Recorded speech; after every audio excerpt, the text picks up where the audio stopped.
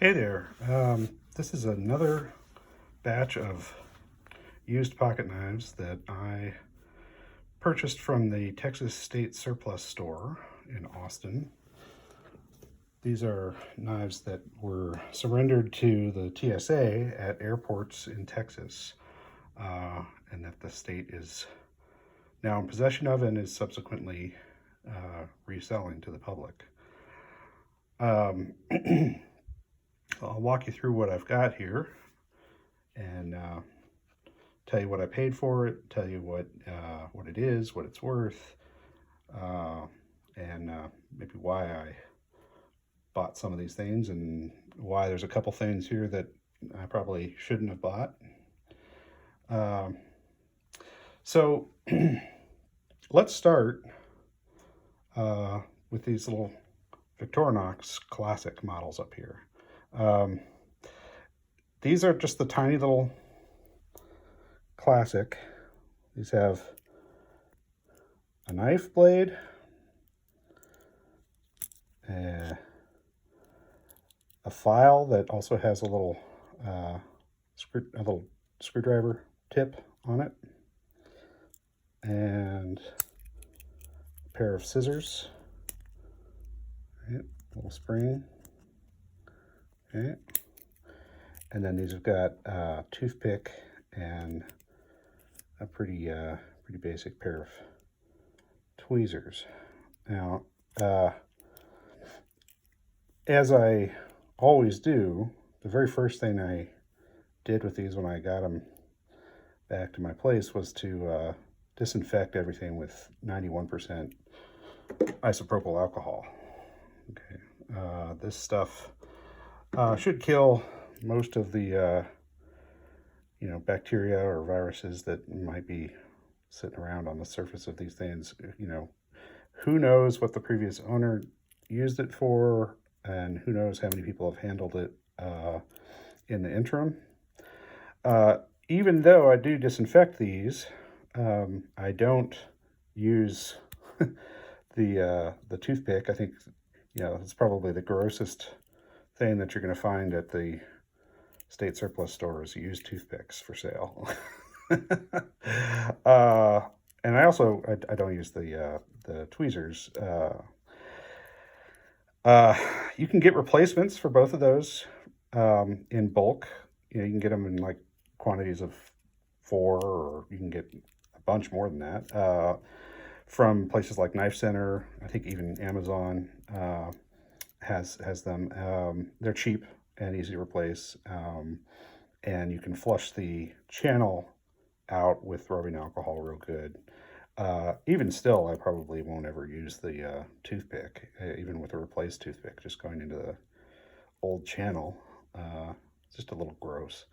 But these are normally around the neighborhood of $15, $16.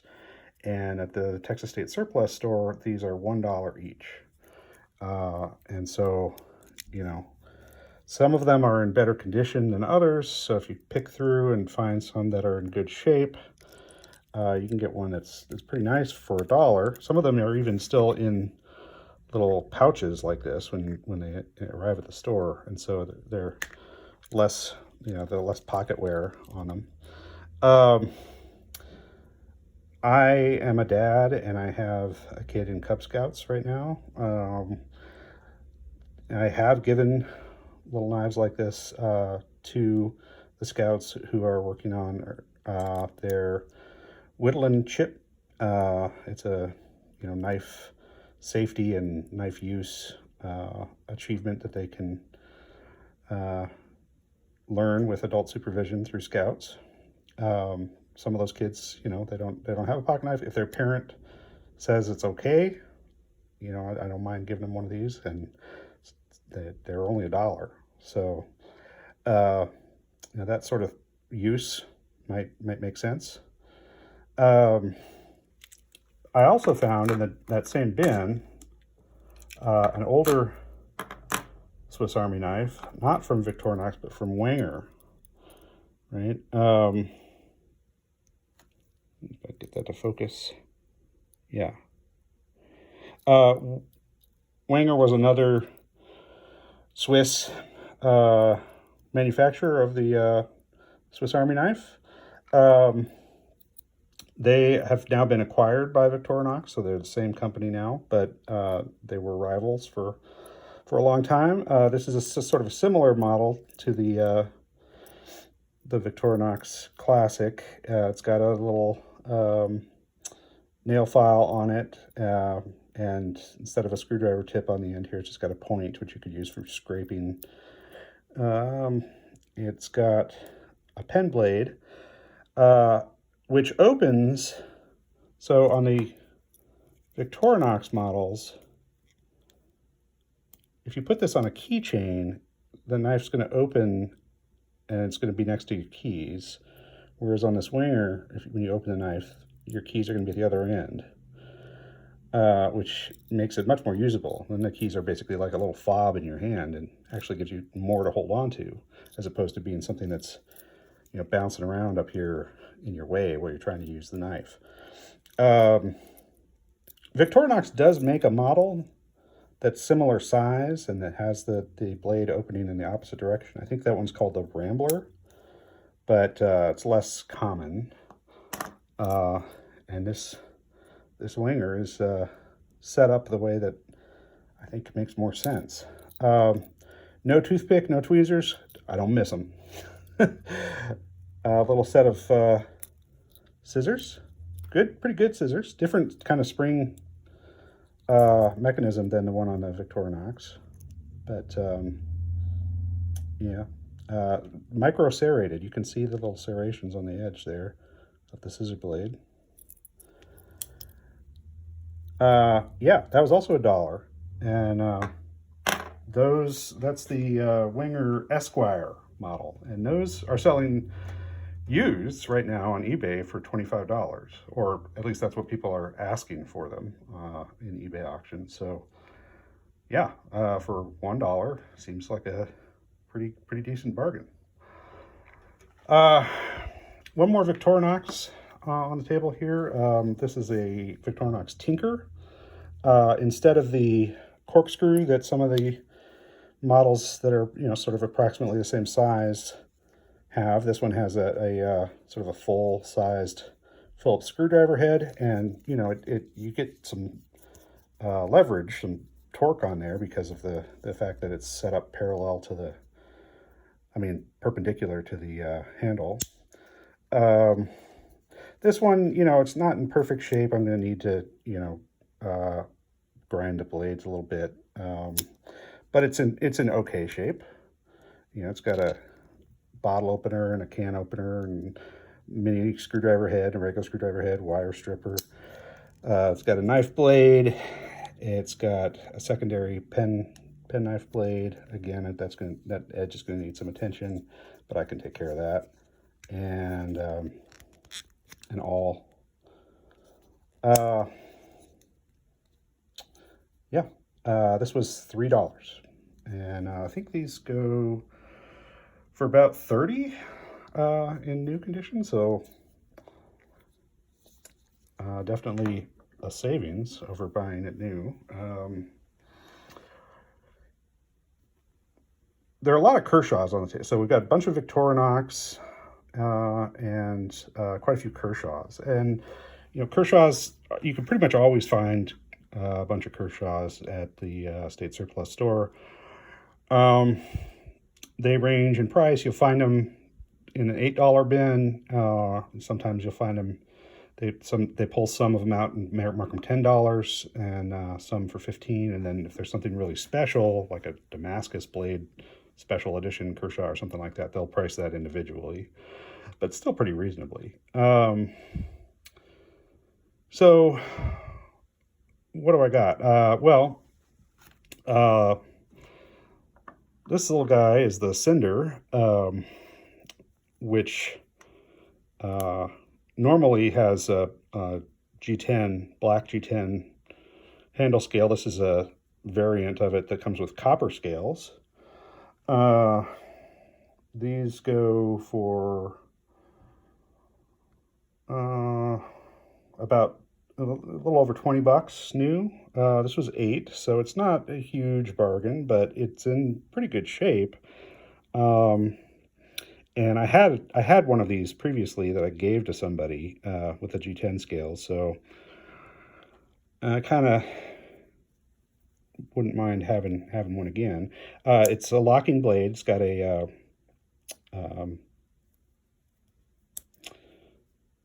liner lock there, and it's also got a bottle opener on the back, and you know, pretty good loop for keychain attachment, and you know, just a little sort of a modified sheep's foot blade.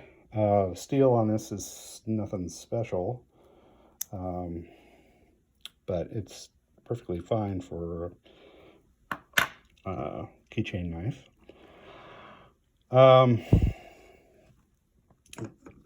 This was $8, I think. This is a Kershaw, I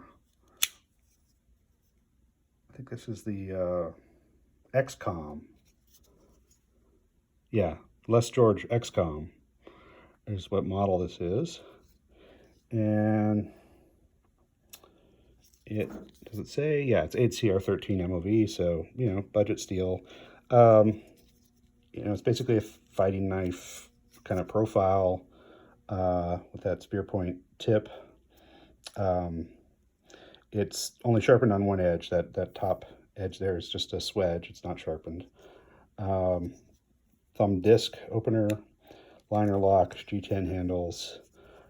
Pretty comfortable grip. It's got a reversible pocket clip, but for tip up carry only, which is fine. And yeah, these go new for about $35. So yeah, at 8, that's, you know, in good shape, pretty reasonable.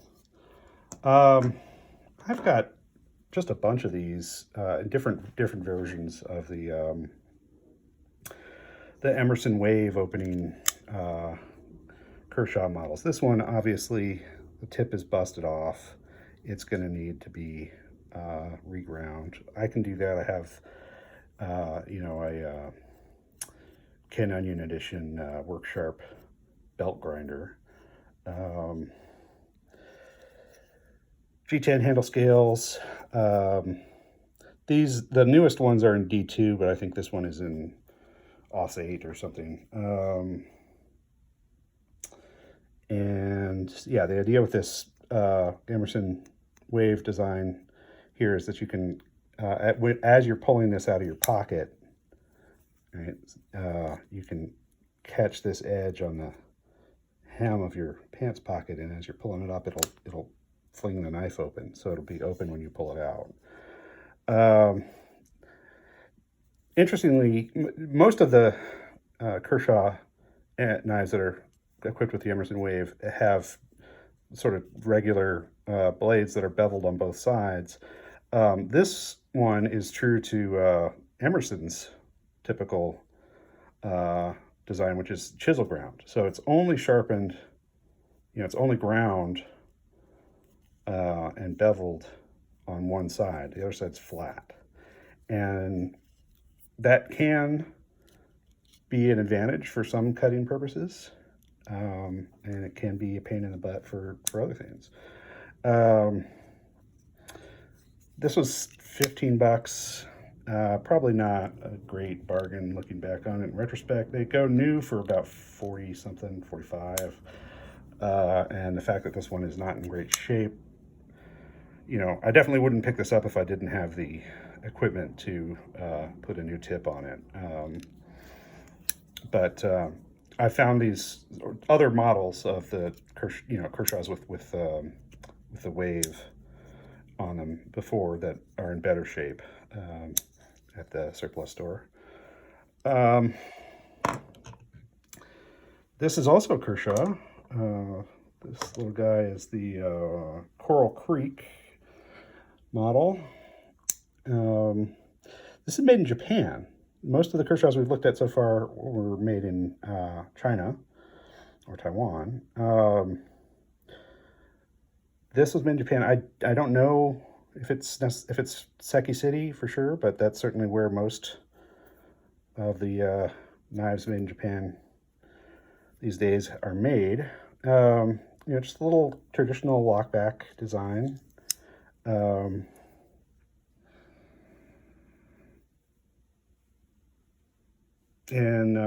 These, I think when they were new, I don't know if this model is still available. I don't think so. I think these were about 30 bucks when they were new, and it was, I think it was in the $8 bin at the surplus store. Okay.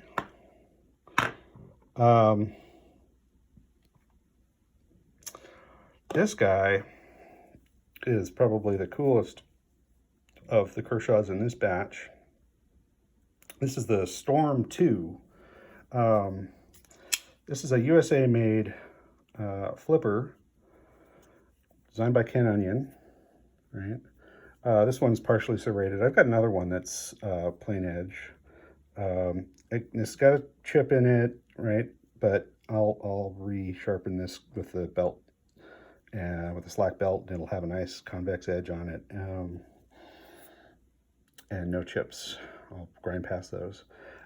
Really comfortable pocket clip in hand. This is a very slim profile knife, right? It's a frame lock. It's got some texture here. A little bit of it's worn off there, but it's got some nice grippy texture. It's a recurve.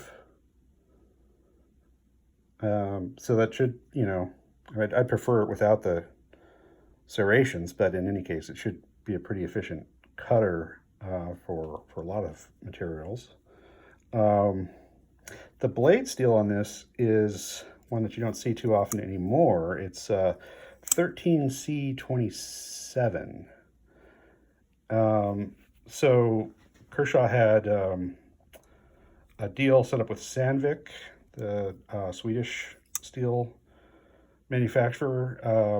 They were using 12C26 for a while, which, you know, is a stainless steel. It's okay. It's pretty good, balanced, you know, traditional ingot steel. And you still find that on some knives. Then Kershaw worked with them to develop 13C27, which is an improvement over 12C26. And it's basically chemically identical to AEBL, which is used on custom knives and used for razor blades and stuff. It'll take a really keen edge. It's acceptably tough. You know, it is stain resistant. AEBL knives are kind of sought after, and this is chemically basically the same thing. And then Kershaw, of course, worked with Sandvik to develop 14C28N, which is a sort of a further evolution of this this line of steel. And we see that 14C28N on this Kershaw Blur, which is in great shape, stone-washed finish, blue anodized aluminum handles, liner lock, assisted opening. It's got textured grip. It's got a recurve to it. It's really, you know, you can see that the DNA of this Ken Onion Storm 2 in this Ken Onion Blur, right, that came later. This is assisted opening. This is not, which, you know, I'm perfectly happy with not assisted opening. It is a flipper, but this is a very early flipper. Flipper tabs now stick out quite a bit more than that. This one, it's adequate, but you have to put your wrist into it in order to use the flipper. But you can also use the thumb studs, right?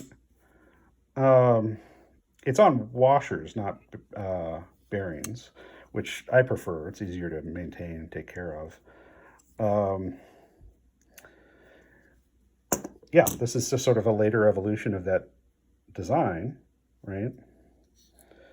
And these go now, these are made in the USA as well. These go new for like 75 bucks for this model.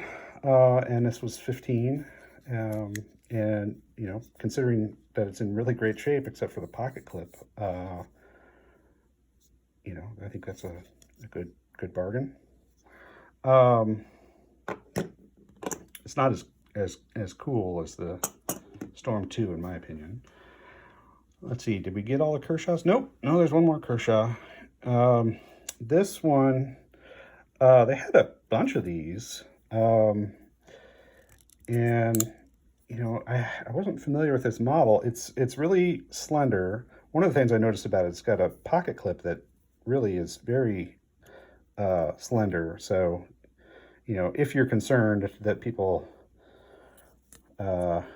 seeing that you're carrying a knife in your pocket based on the pocket clip would be bothered by it, then, you know, this is more the size of a pocket clip of like a ballpoint pen or something. You know, it hasn't really been an issue that I've run into with people being, you know, it's very rare that anybody expresses any discomfort about seeing me carrying a pocket knife. But I guess, you know, certain workplaces it could be frowned upon or whatever. This has got a carbon fiber inlay. I think these are probably steel handles. It's got a, you know, little clip here that you can attach your keys to, I guess, or attach the knife to a zipper on your backpack or something if you wanted to.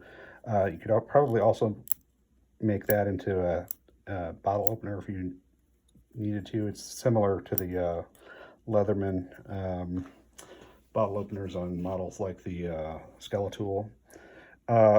It's got this trailing point blade, this channel cutout, which acts as this fuller. It can be your opening groove for your thumb.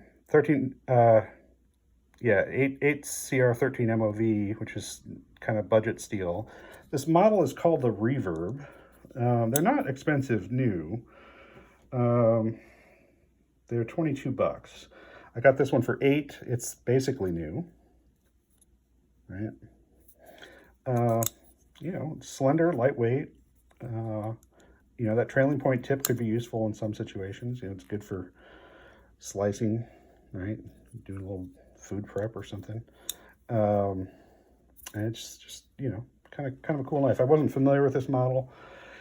So, you know, I saw them there, and for $8, I figured, you know, I mean, obviously I have a problem, right? I'm buying a bunch of knives that I don't really have any logical excuse for having so many knives, except that I like them. So yeah, I bought this one. All right, what else do we have here? I got two K-bar knives on the table here, a relatively new one. This is the Dozier. I've picked these up before at the surplus store in D2. This is not the D2 model. This is Aus8, I think. You know, it's a good, lightweight, basic lockback pocket knife with polymer handles. You know, it's kind of conceptually similar to, you know, something like a Benchmade bug out. Obviously, it's a lot cheaper. It doesn't have the cool lock that the axis lock that Benchmade uses. But, you know, it's sort of similar size to like a Delica or a Benchmade bug out or a Hogue Deca, right? Lightweight, yeah, unobtrusive in pocket, simple, easy to sharpen. With that Aus8 steel, it's not going to hold an edge forever, but, you know, it'd be fine for most things. The thumb stud on this is reversible. If you unscrew it, you can move it to the other side, and the pocket clip is reversible, right? A little bit of jimping up there, black coating. Yeah, $8 is what I paid for this, I think. And these go, they're not expensive new. They're like $25, I think, for the Aus8 models. This is a much older K-bar. This is a Stockman. It's a slip joint, traditional style pocket knife. I think this one is from the 1970s, based on the logo. I don't know if that is actual bone. I think it's probably like synthetic. It might be real bone. I haven't really scrutinized it very closely. These are obviously carbon steel blades that are severely patinaed, but they open pretty smoothly, right? They're not like frozen, and they're not broken or really chipped badly or anything. So I can clean these up and sharpen them, and this would be a good little, slip joint folder. There's a sort of a sheep's foot blade, right? These, I was looking around on eBay. I was seeing people listing sort of similar things for around like 30 bucks in used condition. But the ones I saw were actually, most of them had like chips or broken tips or something. This one does not. So maybe it's worth a little bit more than that. Maybe. This was 8 bucks. And, it'll be fun for me to clean it up and make it look nice. So there's the 2 K-bars. One more that I got in this same batch that I set aside. Where is it? Here it is, yeah. Another one that I picked up at the same time as these was this Cold Steel AK-47. These are not in production anymore, I don't think. I suspect that this is probably one of the early models. This is the mini, right? It came in 2 sizes. They're both just called the AK-47, but this is the smaller blade size. I think it's probably AUS8, AUS8A for annealed. These were made in Taiwan. Later models of the AK-47 had some more premium steel. Like they made them with CTS XHP at one point, and I think maybe S35VN. I don't think this is one of those, unfortunately, because that would be cool. But it's a neat little knife.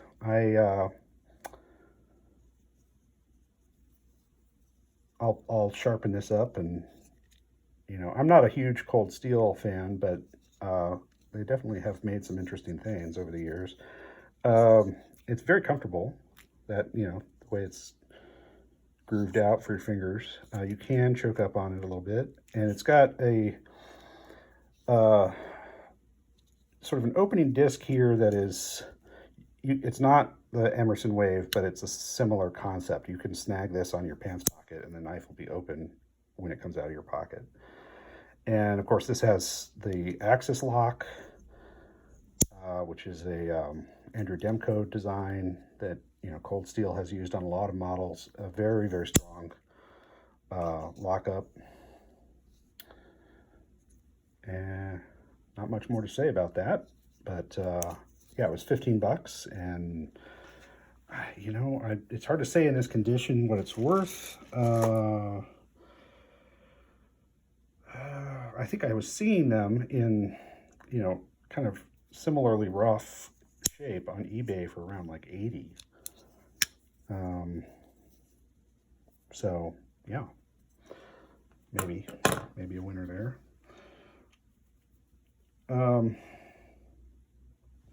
This I probably shouldn't have bothered to pick up. This is a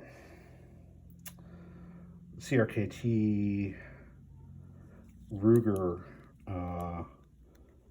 thing. I can't remember what this model is called now. Steigerwalt design, the crack shot. Yeah, the crack shot compact. you know,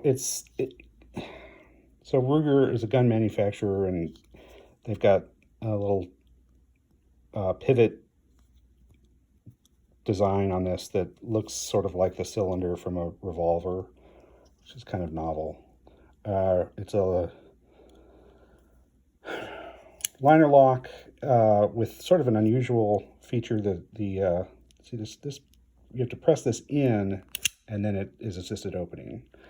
And that's just a little sort of a ball bearing that holds it in.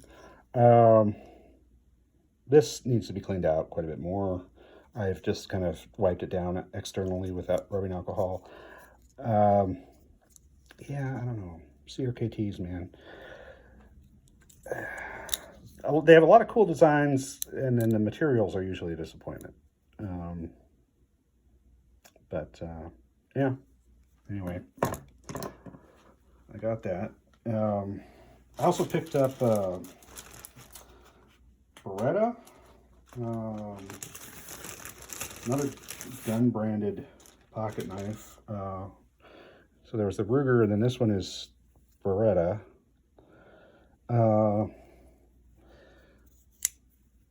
This is made in Japan. Yeah, Seki, right? I think it's like AUS6 or something. It's not a really good steel. These, I think, new are kind of expensive. They're up there, you know, in the ballpark of like $80 or $100. There's a couple different models. I don't think there's really a used market for these. I could be wrong about that. I mean, I know people are into Berettas, so maybe. I paid $15 for it, which is, you know, or you know what? I think I got this for $8 actually. Yeah, I've seen the Beretta pocket knives for $15 at the surplus store, but I'm pretty sure I got this one for $8. It's got just a sort of a very slight top flipper or front flipper, right? The jimping extends a little bit, so it does have a front flipper action, or you can use thumb studs. It's on like nylon washers.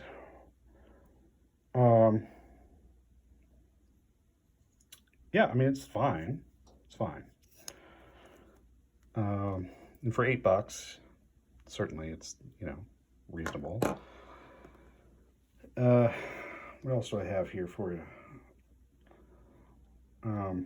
This Gerber.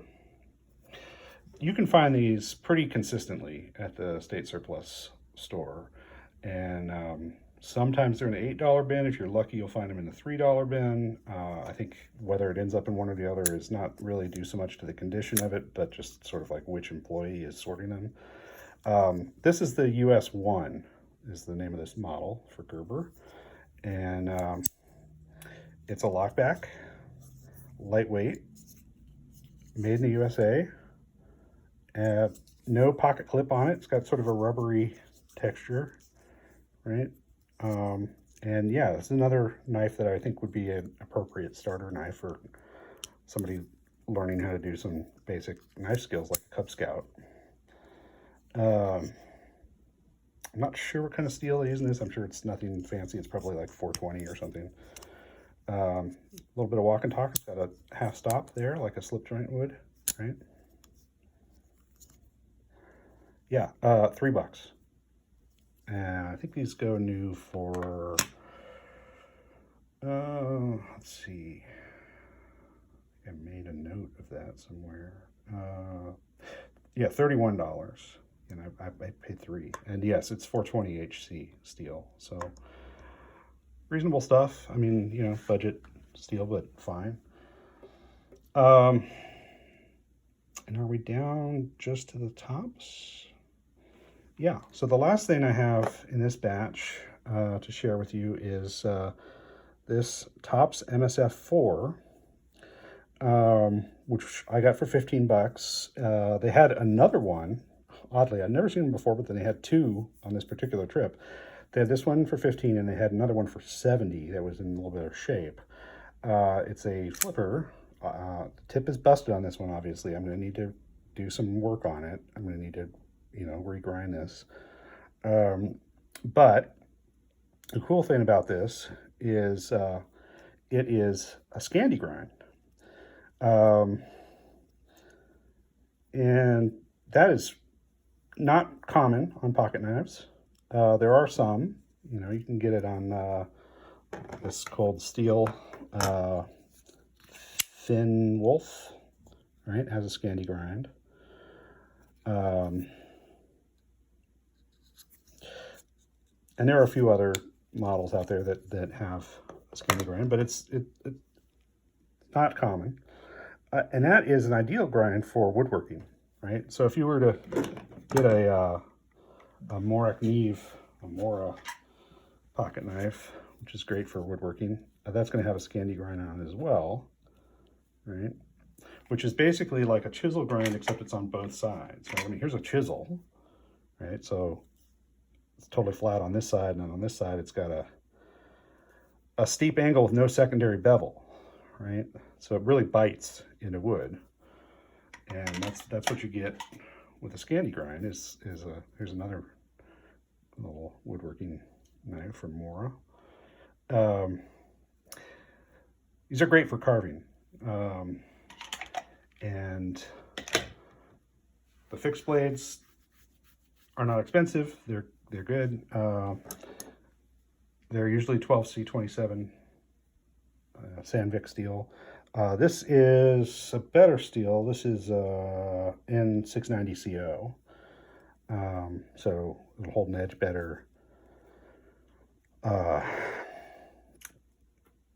And yeah, it's just cool. It's got these sort of rust-colored micarta handle scales. It's got good lockup, liner lock. It's on washers. Flipping action's fine. Obviously, it's going to need to be reground, but hey, these things retail for 120 bucks, and this one was 15, and I have the means to regrind it. I won't regrind it on the work sharp. Slack belt is not a great option for Scandi-ground. I'll do it on a stone, so it'll take a while, but it's going to be a great little camping pocket knife, you know, if you want to do some woodworking while you're camping. So that was probably my best find of this trip, and maybe second best was this Storm 2, right? But yeah, some good stuff. Just thought I'd share with you all what I found. All right, thanks.